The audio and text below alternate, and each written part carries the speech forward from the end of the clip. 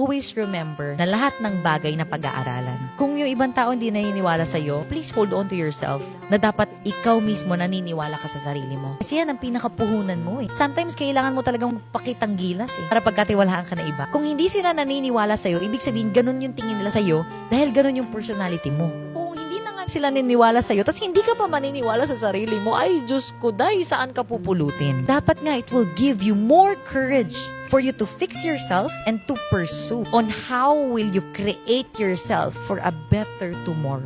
Yun ang mindset ko eh. Pag may taong hindi naniwala sa akin, hindi ko siya i-blame. Baka kasi yun talaga ako. Pero this time around, I will be more motivated. Yung pala yung tingin sa akin ng environment ko. OMG, I need to fix myself. Because if you think other way around, na ito yung tingin sa akin ng environment ko, ayoko na lang, kawawa naman ako. You will really not be able to fix yourself until when kanilang titignan na ganyan ka. Parang in all due respect to myself, I will fix myself. And I will prove, not to them, but to myself, para umayos naman yung image ko at kahit anong pasukan ko maniniwala sila sa akin.